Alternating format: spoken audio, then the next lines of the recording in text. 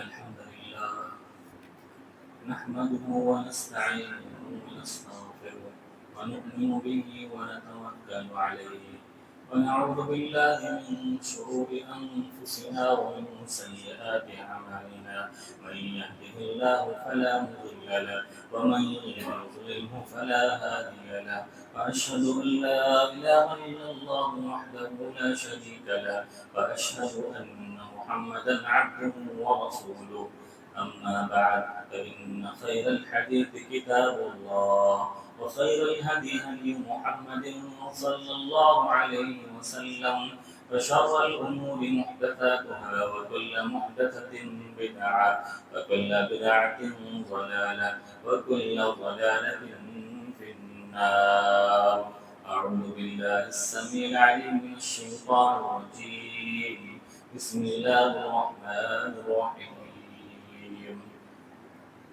ولا تطع من أغفلنا قلبه عن ذكرنا واتبع هواه وكان أمره فرطا.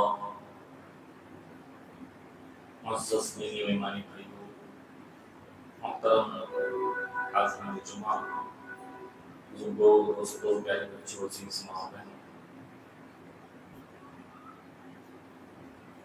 قرآن کریم میں اللہ تعالیٰ نے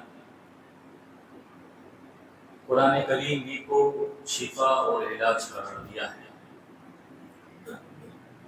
قرآن کریم کا پاور، اس کی طاقت کو بیان کرتے ہوئے اللہ تعالیٰ نے سورۃ الاسراء کے اندر ایک جگہ ارشاد فرمایا وَنُنَزِّلُ مِنَ الْقُرْآنِ مَا هُوَ شِفَاءٌ وَرَحْمَةٌ لِّلْمُؤْمِنِينَ.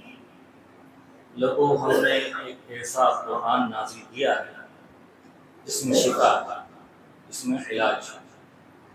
سورہ یونس کے اندر اللہ تعالیٰ نے ایک جگہ اور ارشاد فرمایا اسی چیز کو بیان کرتے ہوئے کہ اللہ تعالیٰ نے ایسا قرآن نازل فرمایا ہے جس کے اندر شفا ہے، علاج ہے. یا ایھا الناس قد جاءتکم موعظۃ من ربکم وشفاء لما فی الصدور. لوگوں، تمہارے پاس ایک ایسی کتاب آئی ہے جس میں بیماریوں کے لیے علاج ہے، دوا ہے. اور ظاہر سی بات ہے میرے بھائیوں کہ قرآن مجید صرف جسمانی بیماریوں کا علاج نہیں ہے. جسمانی بیماریاں جو ہم لوگوں کو لگتی ہے اس کا علاج بھی قرآن کریم میں موجود ہے. قرآن کریم میں اس کا بھی علاج، اس کی بھی دوا موجود ہے. لیکن جسمانی بیماریوں کے طور پر قرآن علاج ہے، دوا ہے، شفا ہے، یہ سیکنڈری چیز ہے. یہ سیکنڈری چیز. سب سے پہلے قرآن یہ شفا ہے دل کی بیماریوں کے لیے، روح کی بیماریوں کے لیے.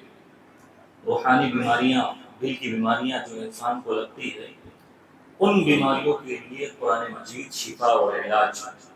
یعنی قرآن مجید شفا ہے، علاج ہے حسد کی بیماری کے لیے، نفرت کی بیماری کے لیے، تکبر کی بیماری کے لیے، اور نفاق اور کفر و شرک کی بیماری کے لیے قرآن مجید شفا ہے.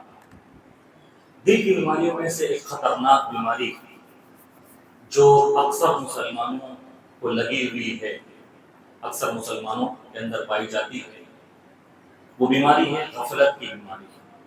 غفلت کی بیماری بڑی خطرناک بیماری. غفلت کی بیماری انسان کو اگر لگ جائے نا تو انسان اپنی خواہشات کا پیروکار بن جاتا ہے، اپنی خواہشات، اپنی منمانی کرنے لگ جاتا ہے. اسی وجہ سے سورہ کہف کے اندر اللہ تعالیٰ نے اپنے پیارے حبیب محمد صلی اللہ علیہ وسلم کو خطاب کرتے ہوئے ارشاد فرمایا اے نبی پاک صلی اللہ علیہ وسلم وَلَا تُطِعْ مَنْ أَغْفَلْنَا قَلْبَهُ عَنْ ذِكْرِنَا وَاتَّبَعَ هَوَاهُ وَكَانَ أَمْرُهُ فُرُطًا. آپ اس کی بات کبھی مت ماننا، اس کے کہے پر مت آنا جو غافل ہو چکا ہے، جس کو غفلت کی بیماری لگ چکی ہے. اور غفلت کی بیماری لگ گئی تو اپنی خواہشات کا پجاری بن بیٹھا ہے اور ہر معاملے میں پھر وہ حد سے تجاوز کرنے والا بن گیا ہے. غفلت کی بیماری اللہ تعالیٰ نے قرآن مجید کے اندر جتنی قوموں کی ہلاکت اور بربادی کا سبب بیان کیا ہے، بہت ساری قوموں کو اللہ تعالیٰ نے دنیا کے اندر ہلاک و برباد اور تہس نہس کر دیا۔ ان کی ہلاکت و بربادی کا ایک سبب اور ریزن اللہ تعالیٰ نے یہ بیان کیا کہ وہ غفلت کی بیماری میں مبتلا ہو گئے تھے۔ اللہ نے ارشاد فرمایا فانتقمنا منہم، وہ غفلت کی بیماری میں مبتلا ہو گئے، ہم نے انتقام لیا ان سے، فاغرقناہم فی الیم، اور ڈبو دیا ان کو سمندر کے اندر۔ یہ واقعہ بیان کیا ہے اللہ تعالیٰ نے، یہ مثال بیان کی ہے آل فرعون کی۔ فرعون اور اس کے حواری مواری، اس کی بات ماننے والے، اس کی قوم، اللہ نے غفلت کے جب وہ شکار ہوئے تو کیا انجام کیا ان کا؟ فَأَغْرَقْنَاهُمْ فِي الْيَمِّ وَكَانُوا بِآيَاتِنَا يَجْحَدُونَ، وہ ہماری نشانیوں کا انکار کرنے والے تھے، غفلت کی بیماری میں مبتلا ہو گئے تھے۔ میرے بھائیو، یہ غفلت کی بیماری ہوتی کیا چیز ہے؟ غفلت کی بیماری کسے کہتے ہیں؟ اور غفلت کی بیماری کی علامتیں کیا ہیں؟ سمٹمز کیا ہیں؟ کیسے پتہ چلے گا انسان کو کہ وہ غافل ہو چکا ہے، وہ غفلت کی بیماری میں مبتلا ہو چکا ہے؟ اس کی علامتیں کیا ہیں؟ اسی طرح سے انسان غفلت کی بیماری میں مبتلا کیوں ہوتا ہے، اس کے اسباب اور ریزنز کیا ہوتے ہیں، کیوں غافل ہو جاتا ہے انسان؟ اور اسی طرح سے غفلت کی بیماری کے نقصانات کیا ہیں، کیا بھیانک نقصانات ہیں جو غافل انسان کو اٹھانے پڑتے ہیں؟ اور اسی طرح سے غفلت کی بیماری کے اندر کوئی مبتلا ہو چکا ہے تو ہمارا اسلام، ہماری شریعت، کتاب و سنت غفلت کی بیماری کا علاج کیا بتاتے ہیں؟ غفلت کے تعلق سے کتاب و سنت کی روشنی میں چند باتیں آپ کے سامنے بیان کرنے کے لیے حاضر ہوا ہوں۔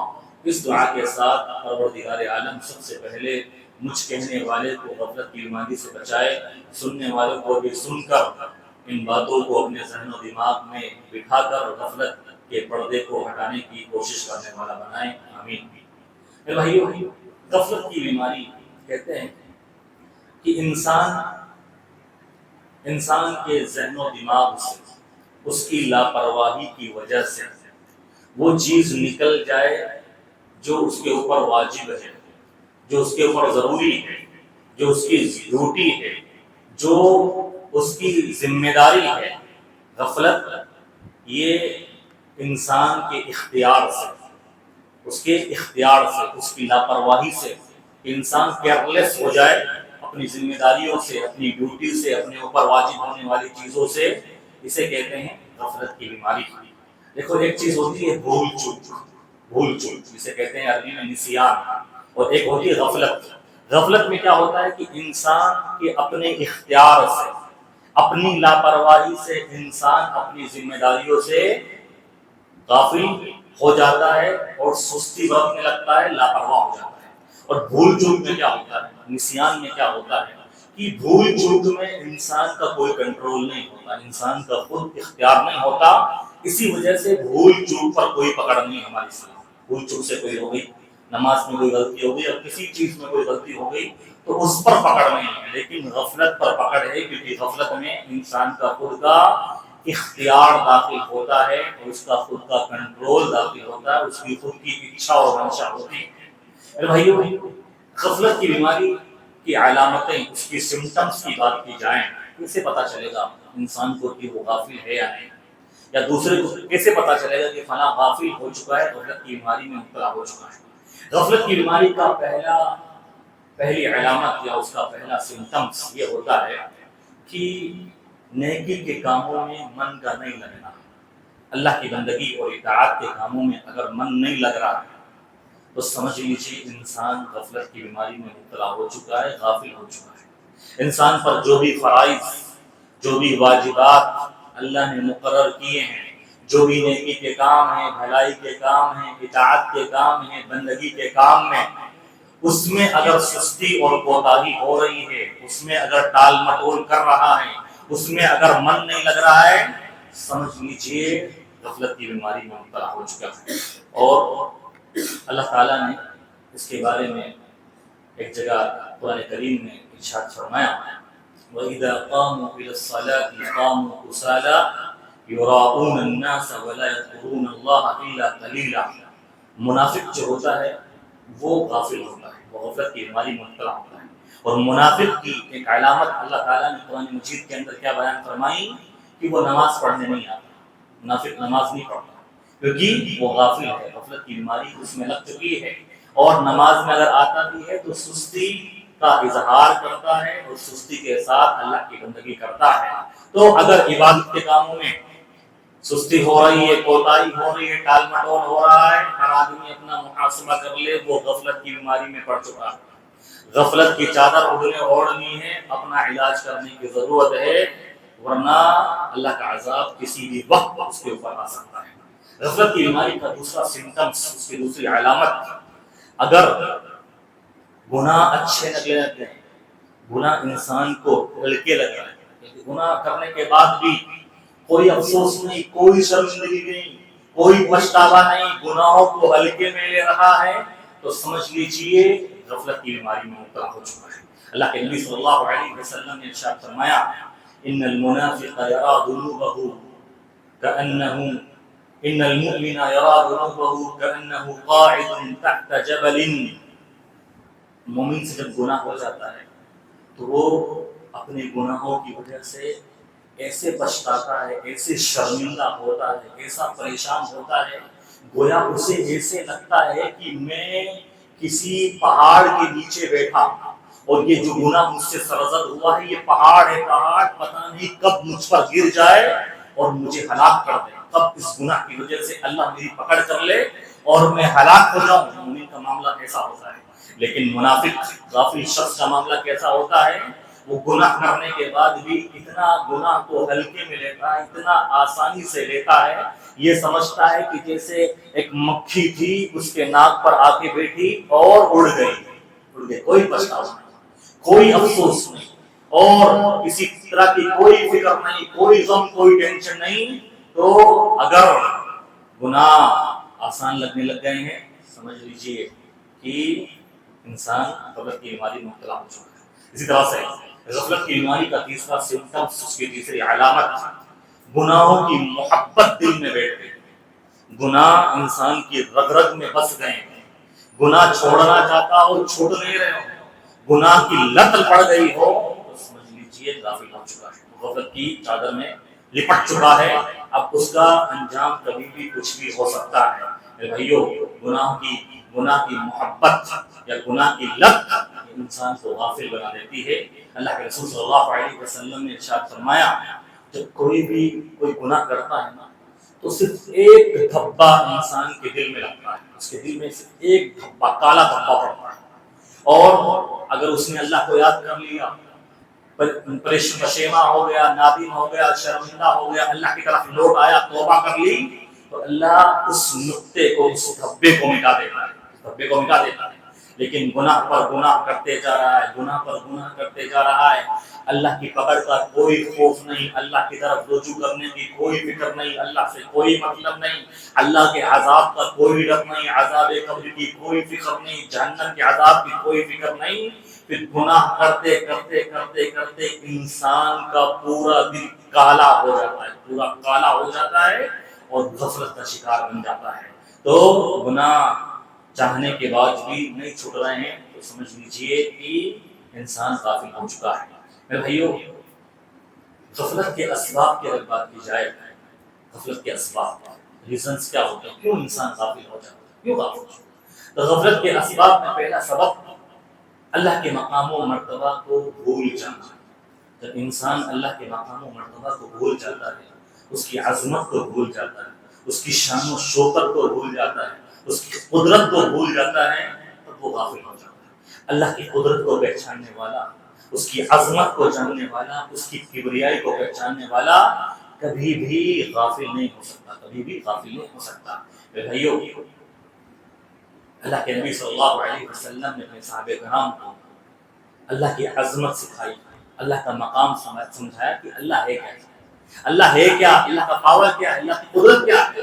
اور اسی طرح سے لقمان حکیم نے اپنے بیٹے کو نصیحت کرتے ہوئے اللہ کی عظمت بتلاتے ہوئے ارشاد فرمایا، اے میرے بیٹے، اللہ کی قدرت کا اندازہ لگانا ہے، اللہ کے مقام کو سمجھنا ہے، جان لے. یا بنی انھا ان تک مثقال حبۃ فتكن في صخرة أو في السماوات وفي الأرض يأتي بها الله إن الله لطيف خبير۔ اے میرے بیٹے، رائی کا کوئی دانہ، رائی کا دانہ اگر کہیں پر بھی زمین و آسمان میں کہیں پر بھی کسی چٹان میں کہیں پر بھی ہو، اللہ اس کو بھی حاضر کرنے پر قادر ہے، اللہ اس کو بھی سامنے لانے پر قادر ہے۔ اللہ ہر باریک چیز کی خبر رکھنے والا ہے۔ ہم اور آپ اللہ کی عظمت، اللہ کی شان، اللہ کے رتبے کو جیسا اللہ کا کے شان ہے جان بھی نہیں سکتے۔ ہم تو صرف ایک دنیا میں رہتے ہیں، یہ دنیا، اس کے علاوہ بھی بہت سارے دنیا ہیں، بہت سارے آسمان ہیں، اور ان میں کتنی مخلوقات رہتی ہے، اور کیا کیا اللہ تعالیٰ ان کو روزی دیتا ہے، اور پوری کائنات کو اللہ سنبھالے ہوئے پوری کائنات کا نظام چلا رہا ہے۔ ہمارے ذہن و دماغ میں اتنی طاقت نہیں ہے کہ اللہ کی عظمت کا صحیح معنوں میں اس کی شان و شوکت کو جان سکے، لیکن جب اللہ کی قدرت، اللہ کی عظمت کو انسان بھول جاتا ہے تو وہ پھر اللہ سے غافل ہو جاتا ہے، اللہ کے ذکر سے غافل ہو جاتا ہے، اور پھر کیئرلیس ہو جاتا ہے۔ بھائیو، انسان غافل ہوتا ہے جب دنیا سے حد سے زیادہ تعلق لگا بیٹھتا ہے، دنیا سے حد سے زیادہ تعلق، جب انسان کا دنیا کے اندر جو مال ہے اس کی جگہ ہاتھ ہے، اور انسان جب اس کو اپنے دل میں جگہ دے دیتا ہے تو سمجھ لیجیے وہ غافل ہو چکا ہے۔ اللہ تعالیٰ نے ارشاد فرمایا الہاکم التکاثر، تمہیں مال کی زیادہ خواہش نے اللہ کی یاد سے غافل کر دیا، تمہیں غافل بنا دیا ہے، غفلت کی بیماری میں مبتلا کر دیا۔ انسان بس یہ سوچتا ہے بس مال آئے کیسے بھی آئے، پیسہ آئے کیسے بھی آئے، رزاق کو بھول کر رزق کی تلاش میں نکلنے والا سمجھ لیجیے وہ اللہ سے غافل ہو چکا ہے، غفلت کی بیماری میں مبتلا ہو چکا ہے۔ رزق دینے والا اللہ، ہر آدمی اپنا محاسبہ کرے اس معاملے میں، کیا وہ غفلت کا شکار تو نہیں؟ غفلت کا شکار تو نہیں؟ جب تک انسان کے پاس پیسہ نہیں ہوتا، مال نہیں ہوتا، کس طرح سے وہ اللہ سے قریب ہوتا ہے، اللہ سے تعلق جوڑتا ہے، لمبی لمبی نمازیں پڑھتا ہے، لمبی لمبی دعائیں کرتا ہے، اور مسجدوں میں آتا ہے، لیکن تھوڑا سا مال کیا آیا پھر اللہ سے دور بھاگنے لگتا ہے۔ وہی تو غفلت ہے، وہی تو غفلت ہے۔ پھر غفلت کی مار کیا آتی ہے؟ اللہ سب کچھ چھین لیتا ہے، سب کچھ چھین لیتا ہے، اور سب کچھ نقصان اور گھاٹے میں مبتلا کر کے برباد کر کے رکھ دیتا ہے۔ تو دنیا سے حد سے زیادہ تعلق میرے بھائیوں یہ انسان کو غافل بنا دیتا ہے۔ اسی طرح سے جیسا کہ میں نے کہا سمٹمز کے اندر گناہ ہے نا، گناہ جتنا زیادہ انسان گناہ کرے گا اتنا اللہ کی یاد سے غافل ہوگا، اللہ کے ذکر سے غافل ہوگا۔ گناہوں کے نقصانات میں سے یہی ہے کہ انسان کو گناہ اللہ کی یاد سے بھٹکا دیتا ہے، اور اللہ سے دور کر دیتا ہے، اور انسان کو جری بنا دیتا ہے، نیڈر بنا دیتا ہے، اس کے اندر ڈیرنگ پیدا کر دیتا ہے کہ وہ اللہ کو کچھ نہیں سمجھتا۔ تو گناہوں کی عادت اور گناہوں کی لت، اور جتنا زیادہ گناہ کرتا ہے انسان اسی طرح سے غفلت کی بیماری میں مبتلا ہو گیا۔ اسی طرح سے غفلت کا ایک اور ریزن اور سبب غلط لوگوں کی سنگت، جو خود اللہ سے غافل ہیں، وہ اللہ سے آپ کو غافل کر دیں گے، اللہ کے قریب نہیں آنے دیں گے۔ آج ہمارے نوجوان اور معاشرے اور سماج کے جتنے بھی لوگ ہیں اس غفلت کی بیماری میں مبتلا ہو رہے ہیں، جو پہلے اللہ کو یاد کرنے والے تھے، اللہ سے تعلق جوڑنے والے تھے، اللہ سے لو لگانے والے تھے، کیسے وہ دور ہو گئے۔ پتہ چلا فنا کی سنگت میں آ گیا، فنا کے ساتھ اٹھنے بیٹھنے لگ گیا، جسے حلال و حرام سے کوئی مطلب نہیں ہے، جسے دین سے کوئی مطلب نہیں ہے، جسے اللہ اور اس کے رسول سے کوئی مطلب نہیں ہے، جو اپنے خواہشات کا پجاری بن بیٹھا ہے، اس کی سنگت میں آ گیا۔ اب سمجھیے وہ غافل ہو کر رہ گیا ہے۔ تو قیامت کے دن غافل شخص کیا کرے گا؟ کیا کرے گا؟ جو غفلت کی چادر میں اپنے آپ کو لپیٹ لیا غلط سنگت کی وجہ سے، کیا کہے گا؟ یوم یعض الظالم علی یدیہ، کہے گا ظالم غفلت کی بیماری میں مبتلا ہونے والا، کاش یا ویلتا لیتنی لم اتخذ فلانا خلیلا، اس کو میں نے دوست نہیں بنایا، کاش اس سے دوستی نہیں کی ہوتی، فقد اضلنی عن الذکر بعد اذ جاءنی، اس نے مجھے غافل بنا دیا، اللہ کی یاد سے بھٹکا دیا۔ مجھے میں سمجھتا تھا اور اللہ کی باتیں سنتا تھا اور مجھے سمجھ میں بھی آتی تھی، لیکن اس کی سنگت نے مجھے برباد کر دیا، خود تو ڈوبا اور مجھے بھی لے کر ڈوبا۔ اے بھائیو، یہ غلط سنگت انسان کو کہیں بھی نہیں چھوڑتی۔ آپ جن کے ساتھ عشاء بعد بیٹھتے ہو، آپ ان کے ساتھ بیٹھتے ہو رات کی 11 بجے تک پلیٹ فارم پر دیکھ لو کہ وہ غافل لوگوں میں سے تو نہیں ہے. اگر وہ غافل لوگوں میں سے ہے تو آپ کو بھی غفلت میں مبتلا کر دیا. ایسے لوگوں کی سنگت اور صحبت پر فخر کرنے کی ضرورت نہیں ہے. ہماری دوستی ان بڑے لوگوں سے ہے, ان پیسے والوں سے ہے, ان اسٹیٹس والوں سے ہے, ان بڑے نام والوں سے ہے جن کا سکہ چلتا ہے. اگر وہ غافل ہیں تو آپ کے دشمن ہیں, دشمن اور دشمن ہے, اور کل قیامت کے دن وہ دشمن بن جائیں گے. ساری کی ساری دوستیاں دشمنی میں بدل جائے گی. اللہ نے ارشاد فرمایا الاخلاء یومئذ بعضهم لبعض عدو, سارے دوست قیامت کے دن دشمن بن جائیں گے, دشمن بن جائیں گے. الا الذين آمنوا, مگر وہی دوستی باقی رہے گی جو مومنوں کی دوستی ہے, جو اللہ کو یاد کرنے والے اور اللہ کے ذکر سے کبھی بھی غفلت کے شکار ہونے والے نہیں تھے. ان کی دوستی ہی باقی رہنے والی ہے, ورنہ ساری دوستی یہیں کی یہیں دھری رہ جائے گی اور کوئی بھی کسی کے کچھ کام نہیں آئے گا. میرے بھائیو, غفلت کے نقصانات کی اگر بات کی جائے, دیکھو وقت کم ہوتا ہے اور 30 منٹ کے اندر باتیں پوری ختم کرنی رہتی ہے, سب کا خیال رکھنا پڑتا ہے, اس لیے پوائنٹ ٹو پوائنٹ باتیں کر رہا ہوں.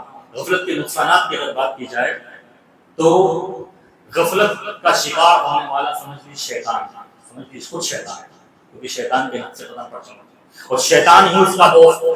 غافل شخص, یہ بات میں اپنی طرف سے نہیں کہہ رہا ہوں, قرآن مجید میں اللہ تعالیٰ نے ارشاد فرمائی ہے, کیا کہا, وَمَن يَعْشُ عَنْ ذِكْرِ الرَّحْمَنِ نُقَيِّضْ لَهُ شَيْطَانًا فَهُوَ لَهُ قَرِينٌ, جو میرے ذکر سے اعراض کرتا ہے, غفلت کا شکار ہوتا ہے, میں اس کا دوست شیطان کو بنا دیتا ہوں, وہی اس کا جگری اور پیارا دوست بن جاتا ہے, پھر وہ شیطانی راستوں پر چلتا ہے. غافل شخص تو شراب پیتا ہے, غافل شخص تو نشہ کرتا ہے, غافل شخص تو برے کام کرتا ہے, سود کھاتا ہے, بیاج کھاتا ہے, اور جتنے بھی برے کام ہوتا ہے وہ اللہ سے دور, اللہ سے غافل شخص ہی کرتا ہے, کیونکہ شیطان اس کا دوست بن چکا ہے, وہ شیطان کے نقش قدم پر چل رہا ہے. اور دوسرا نقصان جو سب سے خطرناک نقصان ہے بھائیو, انسان جو اللہ سے غافل ہوتا ہے, اللہ اس کی زندگی کو تنگ کر دیتا ہے, اللہ اس کی زندگی کو تنگ کر دیتا ہے, اس کی زندگی کے سکون کو, اس کی زندگی کی خوشحالی کو, اس کے امن کو, اس کے قرار کو, اس کے چین کو برباد کر کے رکھ دیتا ہے.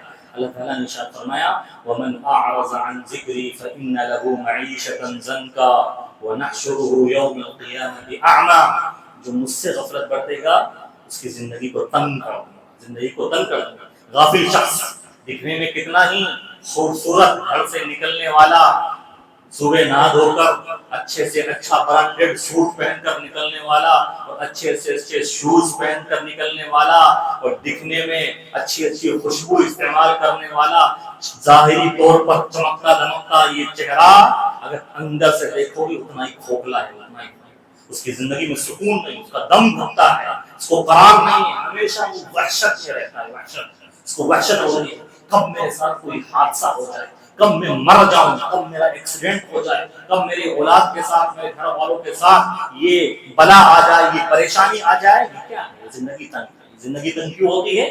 یہ غفلت کا نقصان ہے کہ اللہ تعالیٰ زندگی کو تنگ کر دیتا ہے اور کسی کام میں برکت نہیں ہوتی, نہ مال میں برکت, نہ کاروبار میں برکت, نہ اولاد میں برکت, نہ گھر میں برکت, اور سارا خوشحالی, ساری سکون, ساری زندگی اس کی برباد اور تہس نہس ہو جاتی ہے. یہ غفلت کے نقصانات میں سے ہے. اور بھی بہت سارے نقصانات ہیں. علاج کی بات کی جائے, علاج کی بات کی جائے, غفلت کا علاج وہی شخص کر سکتا ہے جو اللہ کو یاد کرے. غفلت کا علاج کرنا چاہتے ہو, اللہ کو یاد کرو, اللہ کو یاد کرو, اسی میں غفلت کا علاج ہے.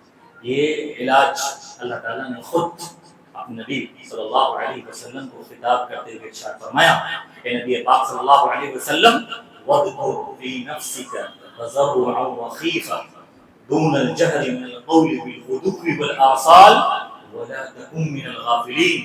نبی پاک صلی اللہ علیہ وسلم یاد کرو اپنے رب کو, یاد کرو چپکے چپکے, بلند, تھوڑی بلند آواز سے اپنے دل کے اندر صبح شام یاد کرو, اور غافل لوگوں میں سے مت ہو جاؤ, غفلت برتنے والوں میں سے مت ہو جاؤ. لہٰذا جتنا اللہ کو یاد کیا جائے گا, اللہ کا ذکر کیا جائے گا, انسان کی غفلت دور ہوتی جائے گی اور غفلت کی بیماری اس سے ہٹتی جائے گی. غفلت کا علاج صرف اور صرف اللہ کو یاد کرنا ہے اور اللہ کا ذکر کرنا ہے. اسی طرح سے غفلت کا علاج اللہ کے ذکر کی مجلسوں میں آؤ, آؤ مجلسوں میں جہاں اللہ کو یاد کیا جاتا ہے, اللہ کی کتاب کی آیتیں پڑھی جاتی ہیں، جہاں اللہ کے رسول صلی اللہ علیہ وسلم کی حدیثیں بیان ہوتی ہیں، جہاں دین و ایمان کی باتیں ہوتی ہیں، وہاں آؤ گے تب آپ کے دل کے اندر، آپ کا دل جو سخت ہو چکا ہے، آپ کے دل میں نرمی آئے گی۔ جو اللہ کے ذکر کی مجلسوں کو حقیر سمجھتا ہے، جو دروس کو، بیانات کو حقیر سمجھتا ہے، سمجھ لیجئے اس کا دل سخت ہو چکا ہے، وہ غافل ہو چکا ہے، وہ کبھی بھی اس کا دل نرم نہیں ہو سکتا، کبھی بھی اس کی غفلت کی چادر اڑ نہیں سکتی۔ اللہ کے رسول صلی اللہ علیہ وسلم نے ارشاد فرمایا صحابہ کرام سے، اے میرے صحابہ، اذا مررتم بریاض الجنۃ فرتعوا، اے میرے صحابہ، جب دنیا کے اندر جنت کی کیانیوں سے گزرو، دنیا کے اندر جنت کے گارڈن سے، جنت کے باغات سے گزرو تو چل لیا کرو۔ صحابہ نے کرام نے پوچھا کہ اللہ کے رسول صلی اللہ علیہ وسلم، دنیا کے اندر جنت کی کیانیاں، جنت کے باغات کیا ہیں؟ کون ہے؟ دنیا کے اندر کہاں جنت کے باغات ہیں؟ تو آپ صلی اللہ علیہ وسلم نے ارشاد فرمایا، حلق الذکری، جہاں ذکر کی مجلسیں ہوتی ہیں، اللہ کو یاد کیا جاتا ہے، اللہ کے کلام کو پڑھ کر سنایا جاتا ہے، اللہ کے دین کی باتیں بتائی جاتی ہیں، وہ دنیا کے اندر جنت کے باغات ہیں، دنیا کے اندر جنت کے گارڈن ہیں، جو انسان کی غفلت کو دور کرتے ہیں، انسان کو اپنے کیے پر پچھتانے کا موقع دیتے ہیں، شرمندہ ہونے کا موقع دیتے ہیں، اور اس کے دل کو نرم کرتے ہیں اور واپس اللہ کی طرف پلٹنے کی ترغیب دلاتے ہیں۔ لیکن ہم لوگوں نے ان مجلسوں کو حقیر سمجھا۔ دیکھیے، درس ہوتا ہے، ذکر ہوتا ہے، کتنے لوگ آتے ہیں، سب کو پتا ہے بیان ہے، لیکن کوئی آنے کی زحمت گوار نہیں کرتا، اور بزی بھی نہیں ہے، مشغول بھی نہیں ہے کہ کوئی مشغول ہے، بزی ہے تو نہ آئے تو سمجھ میں بھی بات ہے۔ ہر آدمی فری ہے، لیکن 10 منٹ اللہ کے ذکر کے لیے وقت نہیں ہے، 10 منٹ اللہ کی یاد کے لیے وقت نہیں ہے۔ آپ اللہ کے سامنے جا کر کیا جواب دیں گے؟ اللہ آپ کا ذکر ہوتا تھا لیکن ہم نہیں جاتے تھے، کیا بنے گا ہم لوگوں کا میرے بھائیوں؟ تو یہ ذکر کی مجلسیں، یہ کوئی معمولی چیزیں نہیں، یہ ایسی ہلکی چیزیں نہیں ہیں، ان کے اندر بہت بڑے فائدے ہوتے ہیں جو ان میں شریک ہونے والے کو نصیب ہوتے ہیں۔ اسی طرح سے میرے بھائیوں، غفلت کا علاج، اتنا بڑا علاج جس کو اکثر ہم میں سے نہیں جانتے۔ ایک مسجد میں پڑھا ہوا قرآن مجید، ہمارے گھر میں پڑا ہوا قرآن مجید، یہ غفلت کا علاج میرے بھائیوں۔ غفلت کو دور کرنا چاہتے ہو، دلوں کو نرم کرنا چاہتے ہو، اپنے گناہوں پر شرمندہ ہونا چاہتے ہو، افسوس کرنا چاہتے ہو، اللہ کی طرف جھکنا چاہتے ہو، یہ قرآن مجید جو مسجدوں میں پڑھا رہتا ہے، صرف رمضان میں کھولا جاتا ہے، رنجی لگ جاتی ہے اس کو، بڑے اس پر دھول مٹی جم جاتی ہے۔ کون پڑھنے والے؟ جس قرآن مجید کے بارے میں اللہ نے ارشاد فرمایا، اللہ نزل احسن الحدیث، اللہ جس نے سب سے بہترین بات اتاری، سب سے بہترین کلام اتارا، اور اس کلام کی، اس کتاب کی خصوصیت اور خوبی دیکھیے، تقشعر منہ جلود الذین یخشون ربهم، اس سے رونگٹے کھڑے ہوتے ہیں۔ یقین مانیے، واقعی مومن جب قرآن مجید کی تلاوت کو سنتا ہے، چلی جائے مکہ کے اندر، تراویح کے اندر لاکھوں کا مجمع، کالے پیلے گورے ہر طرح کے، جس کو قرآن پڑھنا نہ آتا ہو، سمجھنا نہ آتا ہو، جب قرآن کی رقت طاری ہوتی ہے، امام حرم قرآن کو پڑھتے ہیں، بے ساختہ انسان کی آنکھوں سے آنسو جاری ہوتے ہیں، تقشعر منہ جلود الذین، انسان کا رگ اس کا رواں کھڑا ہو جاتا ہے کہ کیا کلام پڑھا جا رہا ہے، جس کلام کے سامنے کفار مکہ عاجز ہو گئے، کفار مکہ اللہ کے رسول کے دشمن یہ کہنے پر مجبور ہو گئے کہ یہ قرآن انسان کا کلام نہیں ہو سکتا۔ اس سے تو رونگٹے کھڑے ہوتے ہیں، اس سے تو دل میں تازگی آتی ہے، اس سے تو ایمان میں تازگی آتی ہے۔ تقشعر منہ جلود الذین یخشون ربهم ثم تلین جلودهم وقلوبهم الی ذکر اللہ۔ قرآن کی وجہ سے انسان اللہ کے ذکر کی طرف بھاگتا ہے، انسان اللہ کے ذکر کی طرف آتا ہے، لیکن ہمارے ہاں بس قرآن مجید کو سمجھا گیا ہے، بیٹی کو نکاح میں دے دینا ہے، اس میں ڈال کے اور جزان میں رکھ دینا ہے، اور کوئی ہم نے اس کو اہمیت نہیں دی۔ بھائیو، یہ غفلت کا علاج ہے۔ جس طرح پڑھنے والے قرآن مجید کو پڑھتے ہیں رمضان کے اندر، اس کی برکت دیکھیں کس طرح سے گناہوں سے بچتے ہیں، رمضان میں کس طرح سے گناہوں سے بچتے ہیں، کیونکہ قرآن مجید کو پڑھتے ہیں۔ قرآن مجید کی برکت ہوتی ہے کہ انسان غفلت کی چادر کو اٹھا کر پھینک دیتا ہے، لیکن قرآن مجید کی ہم نے توہین کی ہے، سب سے زیادہ توہین ہم نے خود کی ہے۔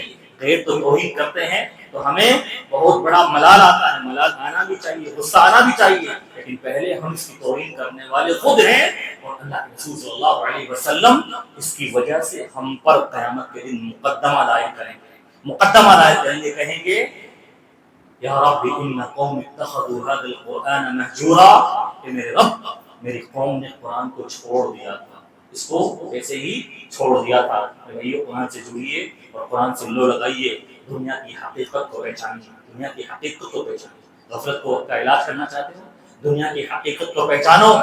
ایک جملے میں اللہ نے دنیا کی حقیقت کو بیان کر دیا، وَمَا الْحَيَاةُ الدُّنْيَا إِلَّا مَتَاعُ الْغُرُورِ، دنیا صرف دھوکے کا سامان ہے۔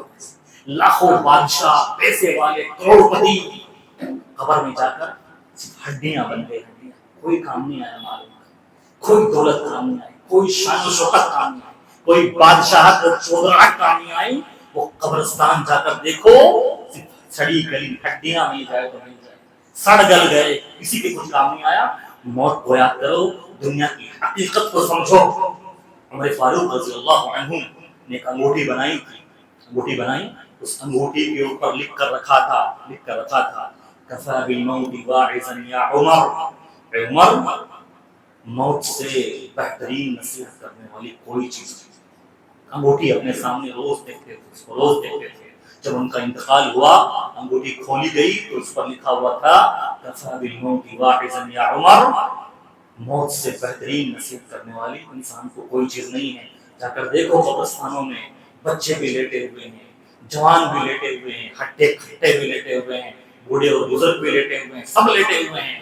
اور موت کو یاد کرو کہ جانا ہے آخر اللہ کے پاس ہی، اس سے غافل ہو کر ہم کامیاب نہیں ہو سکتے، نہ دنیا میں نہ آخرت میں۔ اللہ سے جڑو، اللہ سے جڑو، اور اللہ کا وعدہ ہے اللہ سے جڑو گے تو آپ کی دنیا برباد نہیں ہوگی۔ اکثر لوگ اللہ سے کیوں نہیں جڑتے؟ اللہ سے جڑیں گے تو دنیا برباد ہو جائے گی۔ اللہ دنیا بنانے والا، دنیا کو پیدا کرنے والا، تمہیں پیدا کرنے والا، کیا تم اس سے جڑ جاؤ گے تو تمہاری دنیا برباد کر دے گا؟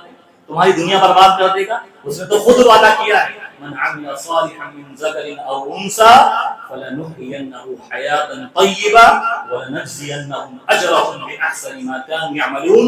مجھ سے جڑے گا، مجھے یاد کرے گا، مجھ سے تعلق جوڑے گا، بہترین خوشحال زندگی عطا کروں گا، جس زندگی میں کوئی ڈر نہیں، کوئی ٹینشن نہیں، کوئی فکر نہیں، کوئی بیماری نہیں، کوئی مصیبت نہیں۔ دنیا میں مجھ سے جڑو، میں تمہیں بہترین زندگی عطا کروں گا، اور آخرت کے اندر اور بہترین بدلہ جنت کی شکل میں دوں گا۔ اے بھائیو، تمنا اور آرزوؤں کو تھوڑا سمیٹ لو، تمنا اور آرزو کو سمیٹ لو۔ اب بلڈنگ بن جائے، اب گاڑی آ جائے، اب یہ ہو جائے، اب وہ ہو جائے، تمنائیں اور آرزویں کبھی بھی ختم ہونے والی نہیں ہیں۔ 60 سال کا ہونے کے بعد اللہ کو یاد کروں گا، 60 سال کا کوئی گارنٹی نہیں ہے اور کوئی پتہ نہیں ہے۔ ابھی تو بڑے بزرگوں کو اللہ سے جڑنے دو، یاد کرنے دو۔ آپ 45-50 کے ہو گئے، کب موت کا فرشتہ آ جائے، 20 کے ہو گئے، کب پتہ آ جائے موت کا فرشتہ۔ آرزو تمنائیں کبھی پوری ہونے والی نہیں ہے۔ تمنا اور آرزو کو یاد کرنا کہ انسان کی غفلت کو دور کرتا ہے۔ انہیں باتوں پر اپنی باتوں کو ختم کرتا ہوں۔ اللہ تعالیٰ سے دعا ہے کہ اللہ تعالیٰ غفلت سے بچائے، اللہ کو ہمیشہ یاد رکھنے والا بنائے، اللہ سے تعلق جوڑنے والا بنائے، غفلت کی بیماری کو دور کرنے والا بنائے، غفلت کے نقصانات سے بچائے۔ اللہ جو بیمار ہیں، جو ہاسپٹلوں میں ایڈمٹ ہیں اور لا علاج بیماری میں مبتلا ہے، اللہ تعالیٰ ان کو شفاء کاملہ عطا فرمائے۔ جو مقروض ہیں، قرض میں ڈوبے ہوئے ہیں، سودی قرضے میں ڈوبے ہوئے ہیں، اللہ ان کو توبہ کی توفیق دے، ان کے قرض کی ادائیگی کی سبیل پیدا کر۔ اللہ جن کے گھروں میں بچیاں جوان ہو چکی ہیں، جو ماں باپ اپنے بچوں کے رشتوں کے لیے پریشان ہیں، جو والدین اپنے بچوں کے رشتوں کے لیے فکر مند ہیں، اللہ ان کی بچیوں کا رشتہ اپنے علم غیب سے، اپنی قدرت سے اچھی جگہ لگا دے۔ اللہ جو ہر طرح کی بنا سے، پریشانی سے پریشان ہیں، بدحال ہیں، مصیبت میں ہیں، اللہ اس پر رحم فرما اور اسے اپنی رحمت کے آغوش میں ڈھال دے۔ اللہ ہمیں کہنے اور سننے پر عمل کرنے کی توفیق عطا فرما۔ آمین۔ اقول قولی ھذا استغفر اللہ لي ولكم۔